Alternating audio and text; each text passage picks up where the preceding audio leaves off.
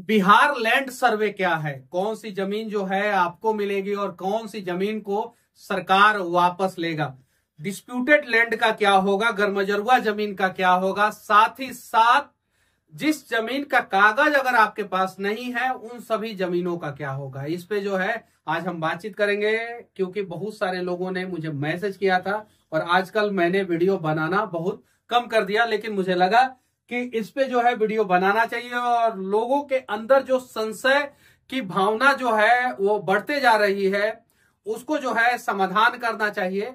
लगभग 45,000 गांव में जमीन सर्वे का काम बिहार सरकार ने 20 अगस्त से शुरू कर दिया है। बहुत सारे गांवों में गैरमजरुआ जमीन होता है, जिसको गैर मजरुआ भी लोग बोलते हैं, जिसको जो है सरकारी जमीन भी लोग बोलते हैं। वहां पे भी गांव के बहुत सारे दबंग या कभी कभी गरीब परिवार के लोग जो है अपना घर बना लेते हैं। अब उन सब जमीनों का क्या होगा, इन सब चीजों पे जो है आज हम बात करेंगे। साथ ही साथ आपको मैं कह देना चाहता हूं कि घबराने की जरूरत नहीं है। लैंड सर्वे में आपका जमीन कहीं नहीं जाएगा, बशर्ते अगर आपके पास सारा कागज हो तो। लेकिन लैंड सर्वे की जरूरत क्यों पड़ी, क्यों लगभग 100 साल बाद पूर्ण लैंड सर्वे हो रहा है। इसके पहले भी बीच बीच में लैंड सर्वे करने का प्रयास किया गया, कभी 1-2 जिला में हुआ, कभी कुछ जिला में हुआ और बीच बीच में अधूरा छूट गया। लेकिन इस बार सरकार सोच रही है कि पूरा का पूरा लैंड सर्वे कराया जाए बिहार का, ताकि बिहार सरकार को पता चले कि बिहार सरकार के पास जमीन कितनी है, लोगों के पास जमीन कितनी है। और लैंड डिस्प्यूट में सबसे ज्यादा मर्डर जो बिहार में होता है उस घटना को जो है कंट्रोल किया जाए और असली मालिकाना हक वाले को जो है उसका जमीन दे दिया जाए। कहानी 20 अगस्त से शुरू हो चुकी है, लगभग 45,000 गांव में। प्रोसेस क्या है इसको मैं अभी आप लोगों को बता देना चाहता हूं। जमीन का मालिकाना हक के लिए सबसे ज्यादा विवाद होता है। कभी कभी सरकार के साथ भी लोगों का विवाद होता है। आपने देखा होगा कि सरकार जो है अतिक्रमण हटाने जाती है तो बहुत सारे लोग लाठी डंडा के साथ पथराव भी करते हैं। कभी कभी लोग कहते हैं कि इस पे तो हम 80 साल से हैं, 100 साल से हैं, हम कैसे छोड़ दें। उसके लिए ही सरकार ने ये लैंड सर्वे बिल लाया है। इसमें जो है आपको अगर जमीन का मालिकाना हक चाहिए तो कागज दिखाना पड़ेगा। अब कागज क्या होगा, कागज के साथ साथ आपको अपना नाम भी अपडेट कराना होगा। कागज क्या हो सकता है उसके बारे में हम आगे बताएंगे। लेकिन एक और समस्या है, सरकार के साथ ही लोगों को समस्या नहीं है, गरमजरुआ जमीन को ही लेके लोगों को समस्या नहीं है। अब किसी किसी गांव में जो है अनेकों लोग ऐसे हैं जिनके गांव में लोगों का जमीन जो है उनके पूर्वजों के नाम पे है। जैसे मृतक के नाम पे अगर जमीन है और अब जो है मृतक के नाम पे, तो अगर लैंड सर्वे होगा तो वो जमीन रहेगा नहीं, तो किसी जीवित व्यक्ति के नाम पे, यानी उसके परिवार में जो सदस्य है या एक्चुअल जो उस जमीन का हकदार है उसके नाम पे जो है जमीन जो है हो जाएगा। इसी को दाखिल खारिज कहते हैं। तो दाखिल खारिज जो है वो कराना पड़ेगा। या जमीन जब बेचते भी है ना, तो जिससे बेचते हैं वो अपने नाम पे जो है जमीन का दाखिल खारिज कराता है। तो जमीन का मालिकाना हक अगर चाहिए तो कागज वगज को जो है सही करना पड़ेगा, अपडेट करना पड़ेगा, नाम को अपडेट करना पड़ेगा। मृतक के जगह पे अगर जीवित व्यक्ति के नाम पे अगर जमीन कराना है तो दाखिल खारिज कराना पड़ेगा। लेकिन इन सब चीजों के बीच में सर्वे के लिए आवश्यक कागज क्या है, जो सर्वे हो रहा है लैंड सर्वे, उसके लिए कागज क्या है। बिहार में तो बहुत सारे लोगों का जमीन अपने पास होता है लेकिन कागज नहीं होता। कागज इसलिए भी नहीं होता है कि अंचल में इतने बड़े लेवल पे करप्शन है कि गरीब लोगों का चप्पल घिस जाता है लेकिन उन्हें उनका कागज नहीं मिल पाता। ये सच्चाई है। और कर्मचारी भी अपना 4 गो अटर्नी रखता है और सबसे घूस लेता है, ये सबको पता है। सर्वे के लिए आवश्यक कागज, जिनके नाम पे जमीन होगा उसको अपना पूरा कागज दिखाना होगा। जैसे मान लीजिए कि अगर रमेश मेहता के नाम पे जमीन है तो रमेश मेहता को अपना कागज तो दिखाना ही होगा कि हम ही है रमेश मेहता, यानी आधार कार्ड, राशन कार्ड, जो भी आइडेंटिटी कार्ड जो होगा उनका वो दिखाना ही होगा। लेकिन कौन सा जमीन मेरा है, तो रमेश मेहता को जो जमीन उनका है उस जमीन का भी कागज दिखाना होगा और अपना भी कागज दिखाना होगा। उसके अलावा जो है मृतक या उनके परिवार के किसी अन्य सदस्य के नाम पे जमीन हो तो दोनों का कागज दिखाना होगा। जैसे मान लीजिए कि किसी के दादाजी का स्वर्गवास हो गया है और उनका जमीन जो है अब जो है उनके पोते के नाम पे कराना है, तो मृतक का मृत्यु प्रमाण पत्र, मृतक का कागज मृत्यु प्रमाण पत्र के रूप में मृतक के नाम पे जो जमीन है वो, और आपको वंशावली जो बिहार में अक्सर गांव में भी बनता है, ब्लॉक में भी बनता है, और जो है स्टाम्प पेपर पे भी लोग जो है कचहरी के माध्यम से जो है वंशावली बनवाते हैं। तो वंशावली, और वंशावली के साथ साथ जो अपने नाम पे कराना चाहता है उसको अपना डॉक्यूमेंट दिखाना पड़ेगा। तो मृतक या उसके परिवार के किसी अन्य सदस्य के नाम पे जमीन हो तो दोनों का कागज दिखाना होगा। मृतक व्यक्ति के नाम का जमीन कैसे जो है, अब उसके परिवार में जो एक्चुअल हकदार है वो अपने नाम पे कैसे करा सकता है। तो पहला काम है कि मृत्यु प्रमाण पत्र और जमीन के पुराने कागज, जमाबंदी या मालगुजारी रसीद।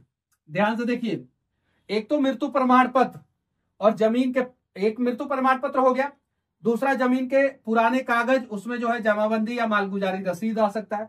अब जमाबंदी और मालगुजारी रसीद पे क्या होना चाहिए, जमीन का संख्या या खाता का विवरण रसीद पे होना चाहिए। साथ ही साथ खतियान का भी कॉपी जरूरी है।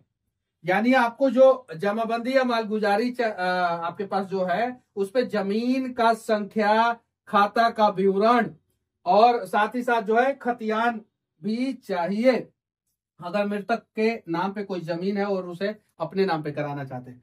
अब समस्या सबसे बड़ी यहाँ पे क्या आएगी कि बहुत सारे लोगों के दादाजी परदादाजी मर गए हैं, जमीन उनके नाम पे है और उनका बेटा ने किसी तीसरे आदमी को बेच दिया है। तब उस स्थिति में क्या करना होगा, उस स्थिति में आपको करना होगा कि जैसे आपने जमीन खरीदा है, अगर जमीन खरीदा है तो जमीन का तो आपके पास कागज होगा ही होगा, और उस कागज को आपको दिखाना होगा, आपने किससे जमीन खरीदा होगा उसको दिखाना होगा, और वो जो व्यक्ति ने जमीन बेचा है उसके जो पूर्वज है उसका जो भी वंशावली होगा वो आपको दिखाना होगा, और आपके पास जो कागज है, जो जमाबंदी या मालगुजारी जो भी है या दाखिलकारी जो भी है, उस पे जो है सारा डेटा अपडेट होना चाहिए। अगर नहीं है तो फिर दिक्कत हो सकता है। अब जमीन खरीदने पर बहुत सारे लोग सोच रहे होंगे कि बहुत सारा जमीन हमने खरीद लिया है, अब तो सरकार के नजर में आ जाएगा, हमारा 50 बीघा है, 100 बीघा है, सरकार ने अगर वापस ले लिया तो क्या होगा। बहुत सारी जगहों पे जो है इस भ्रम को फैलाया जा रहा है कि अब तो जमीन जो है सरकार अपने कब्जे में ले लेगी जिनके पास ज्यादा जमीन है। तो घबराने की जरूरत नहीं है। पिछले अगर 100 साल की बात किया जाए तो सबसे ज्यादा जमीन जो है बिहार के नेता और नेता के खानदान वाले लोग ही खरीदे हैं। तो नेता लोग तो कभी इस प्रकार की गलती करेंगे नहीं कि उन्हीं का जमीन जो है वापस जो है सरकार ले ले। हालांकि सरकार को एक नियम बना देना चाहिए कि जिसके पास 50 बीघा से ज्यादा जमीन है उसको जो है वापस ले लेंगे। ये मजाक कर रहा था मैं, ऐसा नियम जो है सरकार बनाने वाली नहीं है, और 50 बीघा से ज्यादा जिसके पास जमीन है उसको घबराने की जरूरत नहीं। आपके पास जितना भी जमीन है आपको जो है कागज दिखाना पड़ेगा, चाहे जितना भी जमीन खरीदने का कागज। फिर सरकार जमीन वापस नहीं लेगी। अगर आपको डर लगता है कि सरकार जमीन वापस ले लेगी और आपने जमीन का ज्यादा कागज दिखा दिया तो डरने की जरूरत नहीं है। वारिस, अब समस्या क्या है कि मान लीजिए कि जमीन आपने बेच दिया तो जमीन का रसीद जो है दिखाने की जरूरत है, खाता खेसरा दिखाने की जरूरत है, दाखिल खारिज दिखाने की जरूरत है।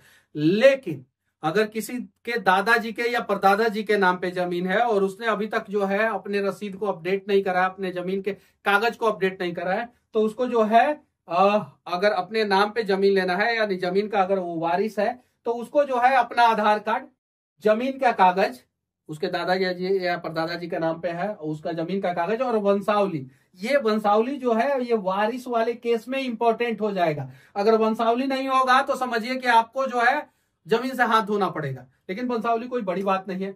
हाँ, जमीन का कागज भी नहीं होगा तो भी समस्या हो सकता है।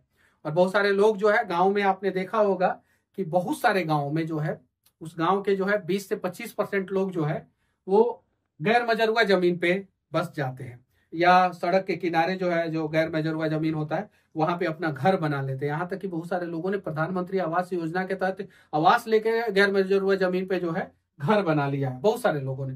तो अब उसका जो है सरकार धीरे धीरे जो है सर्वे करेगी और जो सरकार का जमीन होगा सरकार अपडेट करेगी कि हमारे पास अब इतना जमीन हो गया, और धीरे धीरे जो है उस अतिक्रमण को सरकार समय समय पे खाली भी कराने का प्रयास कर सकती है। मैं ये नहीं कह रहा हूं कि करेगी, लेकिन प्रयास कर सकती है सरकार।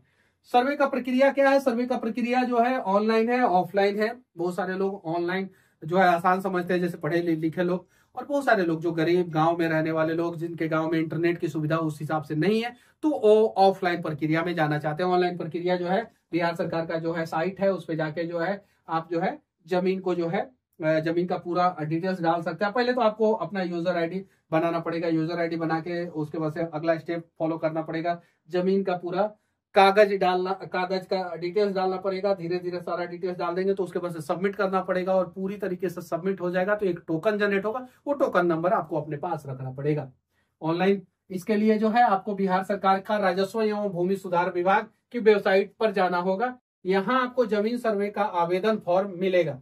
इस फॉर्म में आपको अपनी और अपनी जमीन की पूरी जानकारी भरनी होगी। इस दौरान जो है आपको कुछ जरूरी डॉक्यूमेंट्स भी अपलोड करने होंगे, जैसे आधार कार्ड, जमाबंदी आदि। ये सारी जानकारी भरने के बाद, दस्तावेज आपको अपलोड करने के बाद आपको आवेदन सबमिट कर देना होगा। अब आवेदन आपने सबमिट कर दिया, लेकिन समस्या क्या है कि इसमें जो है इतने सारे डॉक्यूमेंट्स होंगे ना जो मांगे जाएंगे, जिसको जो है बहुत सारे लोग नहीं भर पाएंगे। इसी के लिए सरकार को क्या करना चाहिए कि लैंड सर्वे बिल लाने से पहले जो है ना, सरकार को जो है जो अंचल है उसमें जो करप्शन है उसको खत्म कर देना चाहिए था, और पहले अंचल में कुछ वैकेंसी लाना चाहिए था, कर्मचारियों की संख्या बढ़ाना चाहिए था। हर एक अंचल में जो है ना एक पंचायत पे एक कर्मचारी होने चाहिए थे। अगर एक पंचायत पे एक कर्मचारी नहीं तो 2 या 3